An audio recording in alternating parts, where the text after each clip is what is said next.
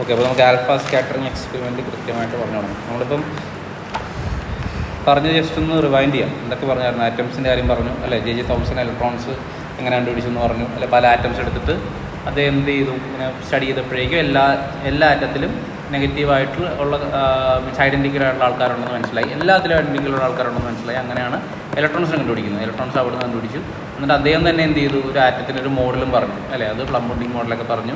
പക്ഷേ അത് എന്ത് സംഭവിച്ചു, അതിൻ്റെ അകത്ത് കുറേ കാര്യങ്ങൾ സ്റ്റെബിലിറ്റിയോ അങ്ങനെയുള്ള ഒരുപാട് കാര്യങ്ങളൊന്നും പറയാൻ പറ്റിയില്ല. അപ്പോൾ അതുകൊണ്ടത് പതിയെ തള്ളിക്കളഞ്ഞു. അത് കഴിഞ്ഞിട്ടാണ് ആര് വന്നത്, നമ്മുടെ ആൽഫ സ്കാറ്ററിങ് എക്സ്പെരിമെൻ്റായിട്ട് റൂദർഫോർഡ് വന്നത്. റൂദർഫോർഡിൻ്റെ സ്റ്റുഡൻസ് വന്നു.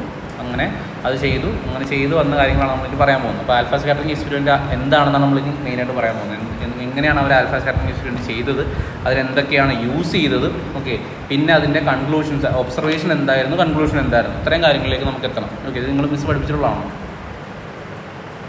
ആണോ? ഓൾമോസ്റ്റ് കുറച്ചൊക്കെ അറിയാമല്ലോ. ഓക്കെ, അപ്പോൾ ഇതിനകത്ത് ആൽഫ സ്കാറ്ററിങ് എക്സ്പെരിമെൻറ്റ്. അപ്പോൾ ആൽഫ സ്കാറ്ററിങ് എക്സ്പെരിമെൻ്റ് എന്ന് വിളിക്കും, ഗോൾഡ് ഫോയിൽ എക്സ്പെരിമെൻ്റ് എന്ന് വിളിക്കും അല്ലേ. അപ്പോൾ രണ്ട് പേരുണ്ട്, alpha scattering experiment, gold foil experiment, അങ്ങനെ പല രീതിയിൽ വിളിക്കാറുണ്ട്.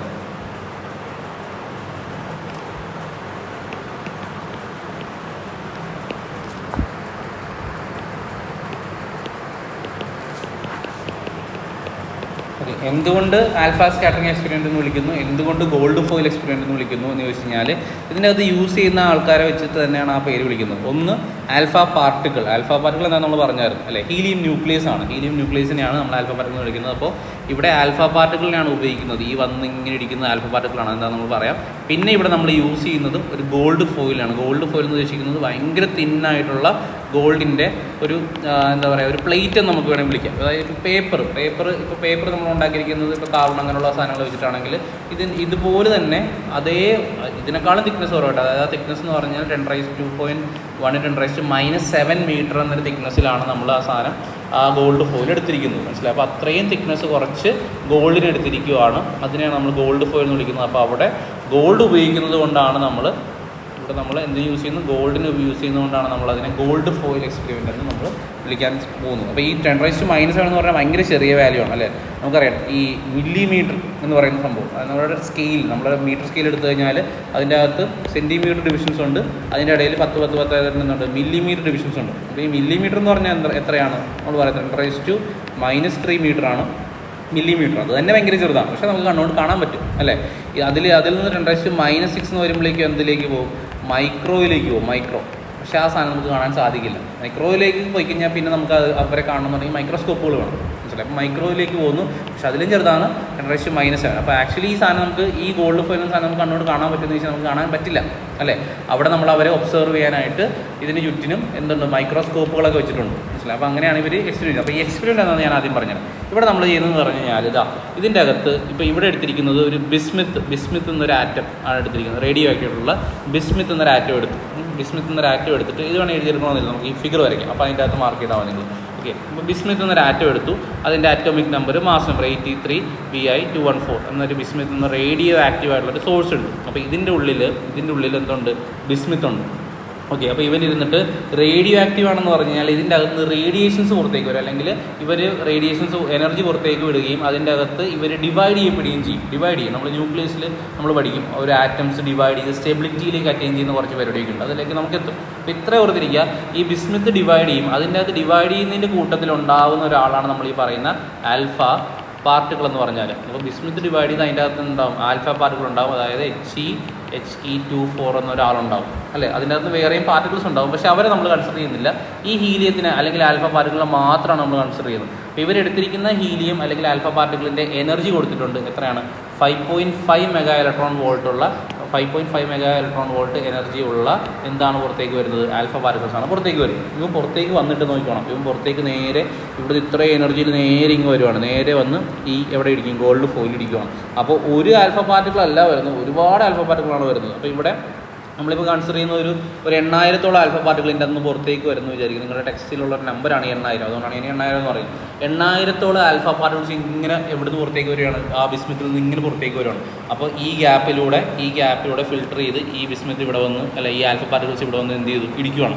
അപ്പോൾ ഇവിടെ ഒരാളുടെ കാര്യം മാത്രമേ പറഞ്ഞിട്ടുള്ളൂ. ഇവിടെ ഇപ്പം കുറേ പേര് ഇങ്ങനെ വന്ന് ഇവിടെ എല്ലാം ഈ ഗോൾഡ് ഫോയിൽ ഓരോ സ്ഥലത്തും ഇങ്ങനെ ഇടിക്കുകയാണ്. അപ്പോൾ ഇടിക്കുമ്പോഴേക്കും ഗോൾഡ് ഫോയിൽ എന്ന് പറഞ്ഞാൽ ഗോൾഡ് ആറ്റംസ് ആണ് അല്ലേ? അപ്പോൾ ഞാൻ ഇതിൻ്റെ അകത്ത് കുറച്ച് ഗോൾഡ് ആറ്റംസ് ഇങ്ങനെ വരച്ചിട്ടുണ്ട്. അപ്പോൾ ഇതിൻ്റെ അകത്ത് ഇവർ ഇതിലേക്ക് കൺക്ലൂഷനിൽ എത്തും മുന്നേ നമുക്ക് ഒബ്സർവേഷനാണ് കാണുന്നത്. അപ്പോൾ ഒബ്സർവേഷനിലേക്ക് എത്തുമ്പോൾ ശ്രദ്ധിച്ചോണം, ഈ ഗോൾഡ് ഫോയിലിനെ കവർ ചെയ്ത ഇങ്ങനെ ഒരു പ്ലേറ്റ് ഉണ്ട്, അവിടെ ഇങ്ങനെ ഒരു സംഭവമുണ്ട്.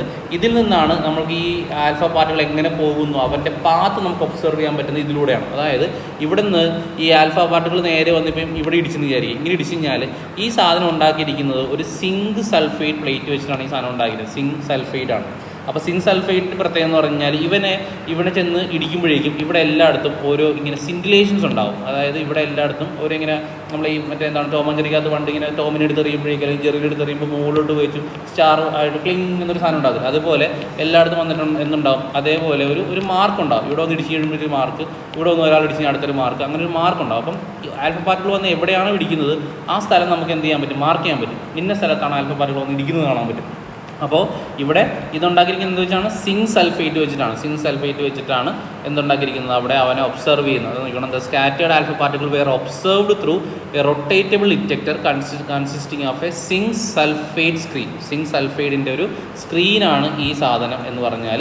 അതിൻ്റെ കൂടെ എന്തുണ്ട്, ഒരു മൈക്രോസ്കോപ്പ് ഉണ്ട്, ഒരു ട്രാവലിംഗ് മൈക്രോസ്കോപ്പ് ഉണ്ട്. അതായത് ഇവൻ വന്ന് ഇടിക്കുന്ന സമയത്ത് ഒരു മൈക്രോസ്കോപ്പും വന്ന് സംഭവം ഇവിടെയാണ് ഇവൻ വന്ന് ഇടിച്ചത്, മനസ്സിലായി, അങ്ങനെ വന്ന് പറയുകയും ചെയ്യും. അപ്പോൾ കൃത്യമായിട്ട് ഈ വരുന്ന ആൽഫ പാർട്ടിക്കിളിൻ്റെ വഴി പാത്ത് ട്രേസ് ചെയ്യാനുള്ള എല്ലാ സംഭവവും നമ്മുടെ മുന്നിലുണ്ട്. അപ്പോൾ ഓർത്തോണം, ഇവിടുന്ന് എന്തിൽ നിന്നാണ് ആൽഫ പാർട്ടികൾ വരുന്നത്, റേഡിയോ ആക്റ്റീവ് ആയിട്ടുള്ള ബിസ്മിത്ത് ആറ്റത്തിൽ നിന്ന് ആര് വരുന്നു, ആൽഫ പാർട്ടികൾ വരുന്നു. ആ ആൽഫ പാർട്ടികളിന് 5.5 മെഗാ ഇലക്ട്രോൺ വോൾട്ട് എനർജി ഉണ്ട്. ആ എനർജി എന്ന് പറഞ്ഞാൽ കൈനറ്റിക് എനർജി ഉണ്ട്. ആ എനർജി നേരെ വരുവാണ്. അപ്പോൾ നേരെ വരുമ്പോഴേക്കും ഇതിൻ്റെ പാത്തിൽ മാറ്റം ഉണ്ടാകുന്നുണ്ടോ അല്ലെങ്കിൽ മാറ്റം ഉണ്ടാകുന്നില്ലേ എന്നാണ് നമ്മൾ ഒബ്സർവ് ചെയ്യാൻ പോകുന്നത്. അങ്ങനെ ഇവനെ കൊണ്ട് ഇങ്ങനെ കുറേ പേരെ കൊണ്ട് ഇങ്ങനെ ഇടിപ്പിച്ചു. അങ്ങനെ ഇടിപ്പിച്ച് വന്നപ്പോഴേക്കും ഇവർക്ക് കൺക്ലൂഡ് ചെയ്യുന്ന കുറച്ച് സാധനങ്ങളുണ്ട്. എന്താണ്, ഇവിടെ വന്നപ്പോഴേക്കും ഇവർ കൺക്ലൂഡ് ചെയ്തു ഒരുപാട് ആൽഫ പാർട്ടികൾ, many of the alpha particle pass through the foil undeflected എന്നാണ് പറയുന്നത്. അൺഡിഫ്ലക്റ്റഡ്, അതായത് ഇവന്മാരിൽ ഒരുപാട് പേരും വന്നിട്ട് എന്താണ്, ഇവന്മാർ പ്രത്യേകിച്ച് വഴിയിലൊന്നും മാറ്റമില്ല, നേരെ തന്നെ അങ്ങ് പോയി. കുറേ പേരും നേരെ തന്നെ അങ്ങ് പോയി.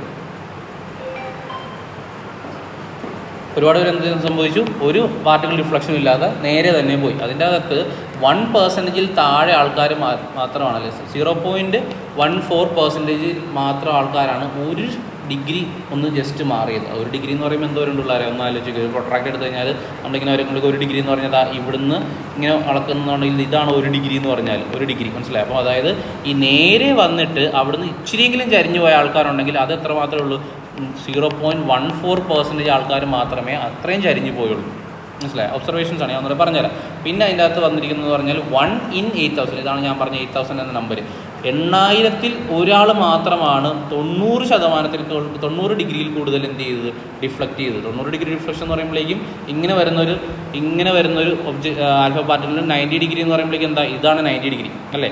അപ്പോൾ 1 in 8,000, 8000 ആൽഫ പാർട്ടിക്കിൾ വന്നതിൽ ഒരാൾ മാത്രമാണ് മോർ ദാൻ 90 ഡിഗ്രി ഡിഫ്ലക്റ്റ് ചെയ്തത്, മനസ്സിലായി. അപ്പോൾ അതിൽ നിന്ന് എങ്ങനത്തെ കുറേ ഒബ്സർവേഷൻസ് ആണ് വന്നത്, ഇനിയുണ്ട് ഒബ്സർവേഷൻസ്. അപ്പം ഫസ്റ്റ് ഒബ്സർവേഷൻ അല്ലെങ്കിൽ മോസ്റ്റ് ഇമ്പോർട്ടൻറ്റ് ഒബ്സർവേഷൻ എന്ന് പറഞ്ഞാൽ ഇതാണ്, ആൽഫ പാർട്ടിക്കിൾസ് നേരെ വന്നു, ഒരുപാട് പേരും അങ്ങനെ തന്നെ പോയി, നേരെ തന്നെ പോയി, ഒരുപാട് പേരും നേരെ തന്നെ പോയി. പിന്നെ വളരെ കുറച്ച് മാത്രം തിരിച്ചു വന്നു, അതിലേക്ക് നമുക്ക് എത്താം. അപ്പം ഇതിൻ്റെ അപ്പാരറ്റസ് ആദ്യം നോക്കുക, എന്തൊക്കെയാണ് ഉണ്ടായിരുന്നതെന്ന് ആദ്യം നോക്കുക. എന്തൊക്കെ ഉണ്ടായിരുന്ന, ആദ്യം ബിസ്മിത്ത്, റേഡിയോ ആക്റ്റീവ് ആയിട്ടുള്ള ബിസ്മിത്ത്, അതിൽ നിന്ന് 4 പുറത്തേക്ക് വരും, ആൽഫ പാർട്ടിക്കിൾ അല്ലെങ്കിൽ ഹീലിയം ന്യൂക്ലിയസ് പുറത്തേക്ക് വരുന്നു. അവൻ്റെ എനർജി എത്ര, 5.5 mega electron volt energy, kinetic energy ഉള്ള ആളാണ്. ഇവൻ എവിടെ ചെന്നാണ് ഇടിക്കുന്നത്, നേരെ ചെന്നിരിക്കുന്നത് ഗോൾഡ് ഫോയിലിലേക്കാണ് ചെന്നിരിക്കുന്നത്. ഓക്കെ, ആ ഗോൾഡ് ഫോയിലിലേക്ക് ചെന്ന് ഇടിച്ചിട്ടും ഒരുപാട് പേര് എങ്ങനെ തന്നെ പോയി, നേരെ തന്നെ പോയി. ഇനി അവൻ്റെ പാത്തിനെ ട്രേസ് ചെയ്യാനായിട്ട് ആരുണ്ട് ചുറ്റിനും, സിങ്ക് സൾഫൈഡിൻ്റെ ഒരു സ്ക്രീനുണ്ട്, കൂടെ ആരുമുണ്ട്, മൈക്രോസ്കോപ്പും ഉണ്ട്. അപ്പോൾ സിങ്ക് സൾഫൈഡ് സ്ക്രീനുണ്ട്, മൈക്രോസ്കോപ്പ് ഉണ്ട്. അത് ചെന്ന് ഇടിച്ചു കഴിഞ്ഞാൽ ഇവിടെ എന്തുണ്ടാവും, സിൻഡിലേഷൻസ് ഉണ്ടാവും. ഇവിടെ ഉണ്ട് സിൻഡിലേഷൻസ് ഉണ്ടാവും, അല്ലെങ്കിൽ ആ ഒരു ലൈറ്റ് ഫ്ലാഷസ് ഉണ്ടാവും, മനസ്സിലായി. അപ്പോൾ അത് വെച്ചിട്ട് നമുക്ക് ആൽഫ പാർട്ടിക്കിൾസ് വന്ന് ഇടിക്കുന്നതെല്ലാം ഒബ്സർവ് ചെയ്യാൻ സാധിക്കും, മനസ്സിലായി. അപ്പോൾ അങ്ങനെ ഒബ്സർവ് ചെയ്തപ്പോഴേക്കും സംഭവിച്ച അല്ലെങ്കിൽ അവിടുത്തെ ഒബ്സർവേഷൻസിൽ വന്നതാണ്.